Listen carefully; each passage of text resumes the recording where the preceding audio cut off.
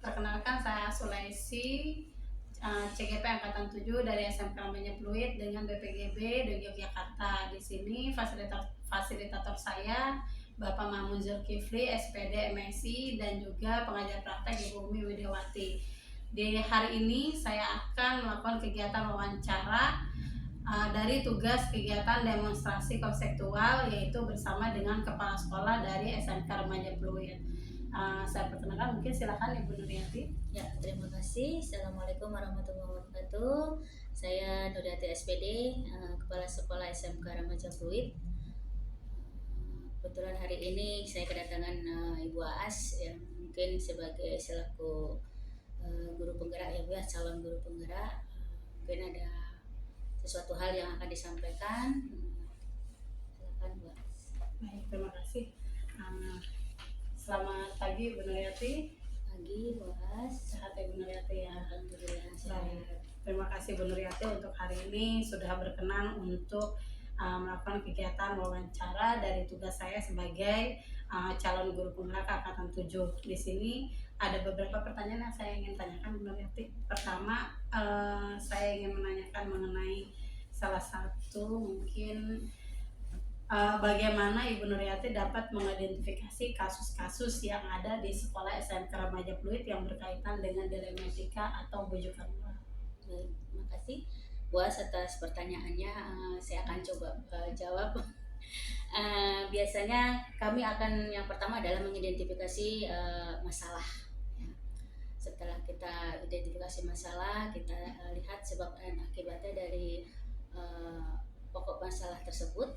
Kemudian kami meminta berdiskusi dengan teman-teman atau rekan, baik itu dari wakil-wakil kami maupun guru-guru yang memang melihat daripada sebab akibat daripada dilema etika tersebut yang nanti kita bahas bersama. Kita akan mengambil keputusan agar keputusan ini bisa menjadi keputusan yang terbaik. Selanjutnya Bu, bagaimana Bu Nuriyati sebagai kepala sekolah dapat menjalankan pengambilan keputusan di sekolah, terutama dalam kasus-kasus mungkin di sini ada dua kepentingan yang sama ya Bu ya, salah satu mungkin salah benar atau sama-sama mengandung nilai kebajikan. Ya, baik. Biasanya yang tadi saya sampaikan bahwasanya pengambilan keputusan itu kan tidak saya sendiri, karena kami atau saya memiliki wakil, mungkin dari wakil kesiswaan, wakil dari humas atau wakil dari kurikulum, bahkan maupun guru itu sendiri, dan terutama juga dengan yang saya ini adalah murid-murid. Biasanya kebijakan ini karena kami adalah sekolah swasta, biasanya kebijakan atau keputusan yang kami ambil, baik dari sudah keputusan itu kita bersama, kita juga harus mendengarkan keputusan dari yayasan, karena pada dasarnya kami ini juga harus meminta arahan daripada keputusan yayasan itu juga. Baik, selanjutnya Bu Nuriyati, untuk langkah-langkah atau prosedur seperti apa nih yang biasa Bu Nuriyati lakukan dalam menyelesaikan dilema etika yang ada di sekolah? Ya, kalau mengenai langkah, biasanya kami tidak serta-merta harus langsung. Kami biasanya mengambil, atau dengan kata lain kami melihat dulu sebabnya apa, dan kita bisa mencari atau mengambil kesimpulan dari sebab itu. Kita bisa menarik. Jangan misalkan contoh, kita tidak mengejar, misalkan ada anak itu nakal, misalkan dari nakal itu kita nggak perlu yang namanya mengejar anak itu nakal. Kita cari dulu kenapa nih anak, seperti apa ini anak, gitu kan. Nah, kita ambil langkahnya. Makanya kita yang namanya pendekatan yang namanya dengan orang tua itu ya, pendekatan dengan anak, khususnya anak, karena memang di sini adalah subjeknya anak, ya kan. Terus wali kelasnya juga kita ikut sertakan. Jadi kita bisa mengambil atau keputusan bahwa saya ini jangan, anak ini jangan dinyatakan ini anak ini nakal nih, jangan seperti itu. Tapi kita usahakan bahwasanya anak ini mungkin butuh perhatian lebih, atau mungkin butuh pendamping yang memang kita atau anak itu butuhkan buat anak-anak itu sendiri. Tetap sesuai dengan kebutuhan ya Bu ya ya, dari sesuai dengan kasusnya. kebutuhan kasus yang ada. Oke, lalu selanjutnya Bu, kira-kira nih hal-hal apa saja yang selama ini Ibu lakukan sebagai kepala sekolah yang dianggap efektif dalam pengambilan keputusan pada kasus-kasus dilema etika? Mungkin saya ambil satu contoh ya, kalau yang kalau dilihat dari kasus mungkin banyak sih kasus-kasus ini ya, tapi buat saya adalah eh, selama saya menjadi kepala sekolah, yang mungkin buat saya agak sedikit ini adalah yang tadi saya suka mengganjal adalah mungkin mengenai guru, ya kan. Eh, Kehadiran guru mungkin yang selama ini mungkin ada yang telat dalam kehadiran, atau mungkin tidak hadir dalam jam mata pelajaran gitu kan. Ini yang membuat saya kadang suka dilema. Karena pada dasarnya sebenarnya kami, terutama saya tidak mau menegur, tetapi saya hanya memberikan contoh saya. Misalkan contoh, kalau misalnya ada guru sering yang terlambat, saya akan memberikan contoh, saya tidak akan terlambat. Saya usahakan saya tidak akan terlambat.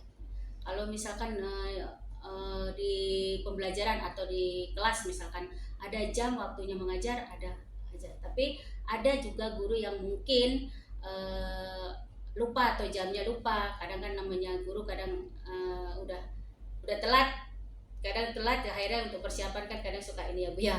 Nah itu kami akan memberikan contoh ya, saya akan masuk dulu dengan sebelum teman-teman gitu kan, dan mungkin saya akan memberikan contoh lah gitu kan. Nah, mudah-mudahan, tapi setelah kami memberikan contoh, alhamdulillah teman-teman ya untuk saat ini teman-teman mengerti gitu kan. Akhirnya mungkin dengan kegiatan ini atau kegiatan yang saya berikan contoh, ternyata mereka merespon, atau dengan kata lain dengan sendirinya mengalir gitu. Ternyata ya alhamdulillah teman-teman tidak ada yang telat, atau mungkin kalau masuk jam ya mungkin dia sadar karena memang ada jamnya yang masuk jam, seperti itu sih. Nah, berarti itu adalah salah satu langkah yang efektif ya Bu ya, contoh dari kepala sekolah. Baik, selanjutnya Bu, di sini kira-kira nih hal-hal apa saja yang selama ini menjadikan tantangan dalam pengambilan keputusan pada kasus-kasus dilema etika yang Ibu hadapi sebagai kepala sekolah? Kalau tantangan banyak Bu, mengenai tantangan, tapi saya akan usahakan dengan tantangan ini menjadi motivasi saya untuk lebih baik untuk mengambil suatu keputusan gitu kan. Kalau dibilang tantangan, bukan tantangan sih, ini adalah motivasi buat saya gitu kan. Misalkan contoh dalam pengambilan keputusan atau yang harus saya ambil ternyata tidak berkenan gitu kan, karena kami banyaklah misalnya teman-teman mungkin yang mungkin nggak sependapat dengan keputusan saya, karena keputusan itu kan memang harus kita bicarakan dengan yang lain ya Bu, baik itu dari pembina, dari guru, maupun dari komite gitu kan. Kita harus ambil keputusan itu. Sebenarnya kalau untuk tantangan itu sebenarnya yang nggak ada, itu adalah motivasi buat saya gitu, bagaimana saya lebih baik, atau bagaimana saya harus mengambil keputusan dengan bijak. Jangan sampai keputusan yang saya ambil menjadi dilema buat teman-teman yang lain, seperti itu. Untuk meningkatkan motivasi Bu aja ya supaya lebih baik ke depannya. Baik Bu, selanjutnya Bu, di sini apakah Bu Nuryati mempunyai sebuah tata cara atau jadwal tertentu dalam sebuah penyelesaian kasus dilema etika?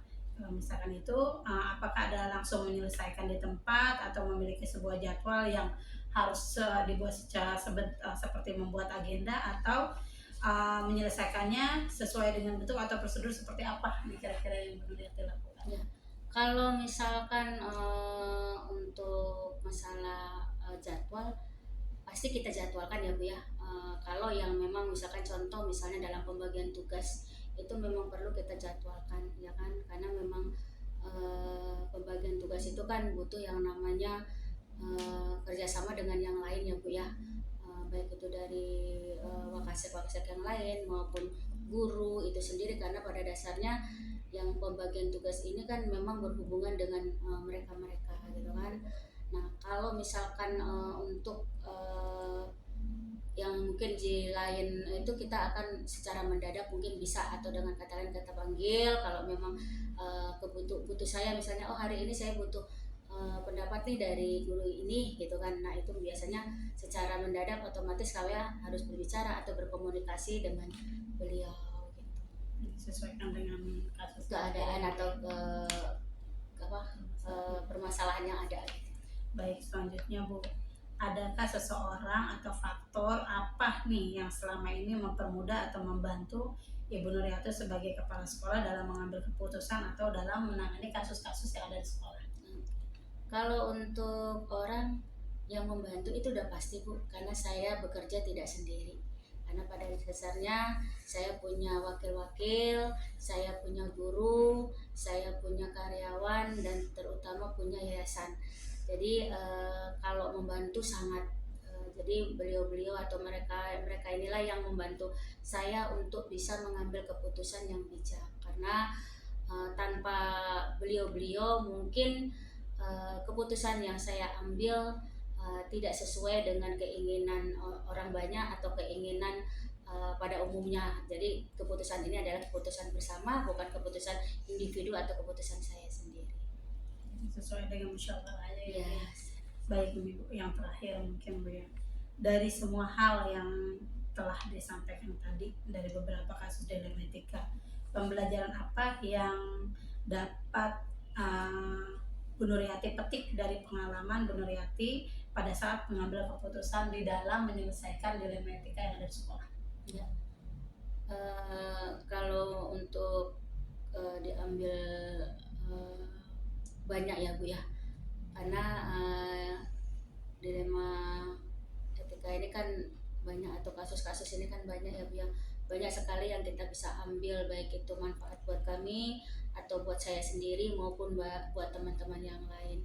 Jadi saya menganggap kasus-kasus ini adalah motivasi saya untuk bisa belajar, untuk mengambil keputusan yang lebih baik dan lebih bijak. Jadi kalau misalkan dia ambil apa yang saya bisa ambil dari hikmah atau dalam dilema etika ini gitu ya, banyak khususnya contoh misalkan salah satu misalkan dengan kasus anak gitu kan. Kalau misalkan dengan kasus anak pasti berhubungan tidak lain dengan kesiswaan gitu kan. Otomatis kita akan berbicara dengan kinerja dari kesiswaan itu sendiri. Nah, terus mengenai anak juga, ada kasus anak itu saya kadang suka yang mungkin tadinya nggak begitu dekat dengan anak itu, dengan adanya kasus mungkin salah satu anak gitu kan, itu akan menjadi dekat Bu. Jadi yang mungkin tadinya saya nggak begitu kenal banget dengan si A, misalkan anak ini A gitu kan. Nah dengan adanya kasus yang mungkin kita terselesaikan, kita ambil keputusan dengan bijak, nah saya bisa mengenal lebih dekat lagi dengan anak itu. Seperti itu sih. Jadi baik, kembali lagi pada pendekatan ya Bu ya. Baik, mungkin itu aja Bu Nuriati. Terima kasih untuk kesempatannya hari ini. Bu Nuriati memberikan kesempatan saya untuk sempat mewawancarai dari tugas saya. Semoga Bu Nuriati sukses selalu, sehat selalu. Salam untuk teman-teman yang lain. Terima kasih Bu Aas atas wawancaranya, atas pertanyaan-pertanyaan. Mudah-mudahan pertanyaan-pertanyaan ini menjadi motivasi saya khususnya, juga teman-teman yang lain. Bu Aas juga demikian, tetap sehat, semangat dengan tugas-tugasnya. Mudah-mudahan Bu Aas sukses dan selalu sehat. Amin. Terima kasih Bu Nuriati. Mungkin cukup sekian dulu ya untuk hari ini. Wassalamualaikum warahmatullahi wabarakatuh. Waalaikumsalam. Assalamualaikum warahmatullahi wabarakatuh. Perkenalkan, saya Sulesi, CGP Angkatan 7 dari SMK Meja Fluid Jakarta Utara dan BBGP dari Yogyakarta. Di sini saya akan melakukan tugas dari demonstrasi konseptual yang dimana saya mewawancarai 2-3 kepala sekolah, dan di sini saya bersama dengan Ibu Susan sebagai kepala sekolah dari TK Bahagia. Baik, nama saya Susan Sari Sartika, saya kepala sekolah TK Bahagia. Baik, kita langsung mulai aja. Baik, khususkan Assalamualaikum. Waalaikumsalam warahmatullahi wabarakatuh. Sehat ya Bu ya? Alhamdulillah sehat Bu As. Baik Ibu, sebelumnya saya minta waktunya sebentar untuk pengumpulan tugas saya, demonstrasi kontekstual yang berkaitan dengan dilema etika. Di sini ada beberapa pertanyaan Bu yang akan saya berikan kepada Ibu. Kira-kira Ibu ada waktu ya? Ada, silakan Bu.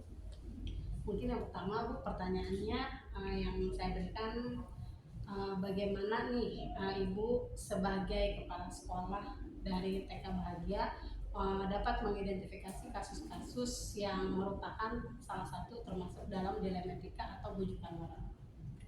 Kalau menurut pandangan saya sih ya, dari sudut moral dan hukum, apabila kasus tersebut melanggar hukum maka sudah tentu ya yang satu bisa benar, lawannya bisa salah, atau bisa juga benar, lawannya benar.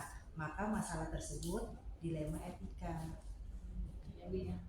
Nah, lalu selanjutnya di sini Bu, untuk identifikasi masalahnya kira-kira seperti apa nih untuk Contohnya sih dari sudut pandang saya sih kemudian ini menimbang secara arah bagaimana paling benar dan keputusan tersebut menguntungkan banyak orang atau tidak yang tidak ada dirugikannya. Jadi itu berarti pada saat Ibu sebagai kepala sekolah menjalankan pengambilan keputusan ya Bu ya, terutama dalam kasus-kasus yang ada dua kepentingan yang sama-sama benar atau sama-sama mengandung nilai kebajikan ya Bu ya. Iya, betul. Baik. Selanjutnya Ibu, untuk langkah-langkah atau prosedur seperti apa nih yang Ibu lakukan selama ini dalam menangani atau menerima kasus dilema etika? Langkah-langkahnya itu yang menentukan permasalahan, siapa aja yang membuat masalah, solusinya bagaimana, keputusannya gitu. Bisa berdiskusi dengan warga yang ada di sekolah, mencoba membuat solusi gitu loh, bagaimana sebelum keputusan itu diambil, serta menimbang kembali dari berbagai sudut pandang gitu, mengambil keputusan yang benar-benar tepat gitu loh bagi warga sekolah. Berarti tetap mengambil diskusi ya Bu ya. Betul. Nah, selanjutnya Bu, di sini hal-hal apa saja nih yang selama ini Ibu anggap efektif dalam pengambilan keputusan dalam menangani kasus-kasus dilema etika? Menemukan solusinya ya, pertama solusi ya, untuk menyesuaikan dengan peraturan dan norma yang berlaku, serta mengidentifikasikan ya kepentingan umum secara bersama dengan warga sekolah. Itu dengan stakeholder ya Bu ya. Iya, betul. Baik, lalu selanjutnya Bu, di sini pada saat Ibu sebagai kepala sekolah memiliki sebuah tata cara atau jadwal ya Bu ya, tertentu dalam sebuah penyelesaian kasus dilema etika, apakah Ibu langsung menyelesaikan dilema etika tersebut atau Ibu memiliki jadwal-jadwal yang sudah Ibu tentukan dalam menyelesaikan bentuk atau prosedur dari kasus tersebut? Kita menentukan jadwal dulu untuk menentukan kasus tersebut ya, mengambil keputusan yang terbaik karena kan ini menyangkut warga sekolah ya. Ini merupakan masalah yang sama gitu loh dalam mengambil sebuah keputusan. Jadi harus menguntungkan kedua belah pihak. Jadi tidak boleh merugikan satu pihak. Selanjutnya Bu, ada tidak nih seseorang atau faktor-faktor apa aja yang selama ini mempermudah atau membantu Ibu dalam mengambil keputusan selama keputusan tersebut yang berkaitan dengan dilema etika? Ada sih ya, dalam mengambil keputusan itu kita harus mengajak wali sekolah, ya kan, wali murid contohnya ya, orang-orang yang mempunyai kedekatan dengan personal, dengan orang tua yang memberikan mencari solusinya seperti apa gitu, solusi yang akan diberikan kepada warga sekolah tersebut. Yang terakhir di sini, dari semua hal yang telah disampaikan tadi oleh Ibu sebagai kepala sekolah, kira-kira nih pembelajaran apa yang dapat Ibu petik dari pengalaman pada saat Ibu mengambil keputusan dilema etika?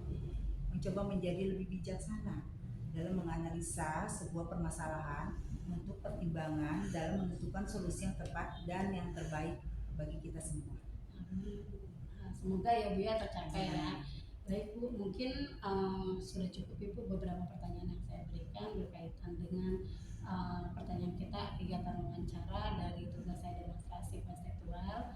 Saya ucapkan terima kasih banyak atas waktu dan kesempatannya. Mungkin kita bisa nanti sambil sharing lagi ya Bu di pertemuan berikutnya. Baik, Demikian hasil wawancara saya dengan Kepala Sekolah TK Bahagia Ibu Susan. Oke, dengan Ibu Susan, terima kasih. Wassalamualaikum warahmatullahi wabarakatuh.